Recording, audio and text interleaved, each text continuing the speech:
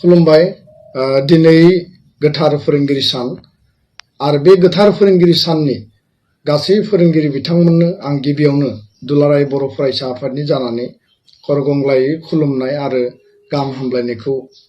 दिनैनि बे गोथार साननि थाखाय आङो बयनिसिमबो बावहरदों। दिनैनि साना भारतनि सेथि लोगो हादोरगिरि first vice president of India आरो नैथि हादोरगिरि डक्टर सर्वपल्ली राधाकृष्णननिबो जोनोम सान आरो बे बिथांनि जे गोथार जोनोम सान बेखौनो भारतनि गासै हारि समाज बासियालासे आरो गासै फोरोंगिरि समाजा फोरोंगिरि सान हिसाबै फोरोंगिरि बिथांमोनखौ मान होबोदों आरो फालिबोदों। बेखायनो आङो दिनैनि बे गोथार सानाव हारि दानायनि थाखाय समाज दानायनि थाखाय आरो जोंनि फरायसा फरायसुलि बिथांमोननि जिउ दानाय बिथांमोननि केरियार आरो मेन्टेल साइकोलजिकेल गासै बिथिङाव जौगाहोनायनि थाखाय जि सुबुं धोन दानायनि हाबा मावबोबाय आरो मावलांगासिनो दङ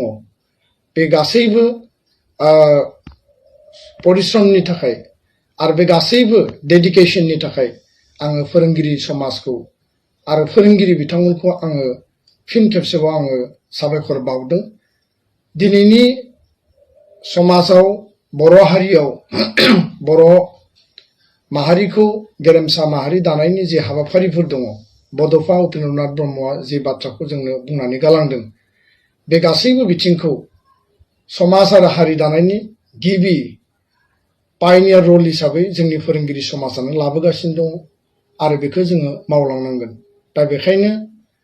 समाज मोनसेया हारि मोनसेया जौगानांगौब्ला हादोरा जौगानांगौब्ला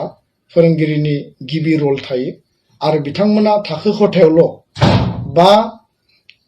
फरायसालि बा कलेजावल' बा इउनिभार्सिटियावल' बेबायदि रल प्ले खालायो बेबायदि नङा। बिथांमोना समाज आरो हारियाव जेब्लाबो फोरोंगिरिनि बिथांमोननि सानस्रि सान्थौ बिथांमोननि सुबुरनखौ हारि आरो समाजा जेब्लाबो नागिरबोदों आरो बिथांमोना समाज आरो हारिया नागिरनाय बायदि हाबा मावदों। दा बेखायनो साफा साफा फोरोंगिरिया समाजनि रल मडेल, साफा साफा फोरोंगिरिया फरायसा फरायसुलिनि रल मडेल आरो बिथांमोनखौनो रल मडेल हिसाबै लानानै हारि दानाय आरो समाज दानाय आरो फरायसा फरायसुलिनि जिउ दानायनि बा सुबुं धोन दानायनि हाबाफारिया जाबोदों। बेखायनो दिनैनि बे गोथार सानाव जाय फोरोंगिरिफोरा गोब्राब खस्थ' खालामनानै गोब्राब थासारिखौबो नेवसिनानै बे सरकारि फरायसालियानो जा बे प्राइभेट इन्स्टिटिउसनानो जा बा बे भेन्सार स्कुलानो जा बर' बिजोंनि जायफोर फोरोंगिरिफोर दङ बिथांमोना जिबादि थासारियाव जोंनि बर' फरायसा फरायसुलिफोरखौ जोथोन लानानै फोरोंबोदों गियान होबोदों आरो सुबुं धोन दानायनि थाखाय हाबा मावबोदों बे जोंनि थाखाय जेब्लाबो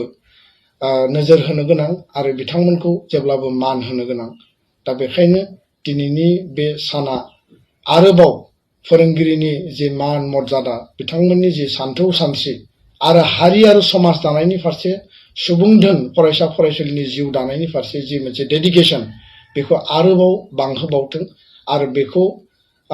बांसिनै बिथांमोना हाबा मावनो हाथों। बिथांमोननि जिउआव गोजोन आरो जेब्लाबो फोरोंगिरिफोरनि गेजेराव खौसेथि आरो अनलायनाया अराय थाथों आरो जोंनि ओनसोलनि गासै बिथिंखौ जौगाहोनायनि थाखाय बिथांमोना आरोबाव गुरु दायित्व बा गुबै रल लानो हाथों बेखौनो आं मिजिंथिनानै दिनैनि बे फोरोंगिरि साना गोसोखांथाव जाथों आरो फैबाय थानाय समाव जोङो हाबा मावलांनो थाखाय गोसोआव आरोबाव बोलो मोनथों बेखिनिखौनो आं आनान गसाइनि खाथियाव आर'ज गाबनानै फोरोंगिरि सान गोसो गोरबोनि हामलायनाय आरो खुलुमनायखौ बावहरबाय।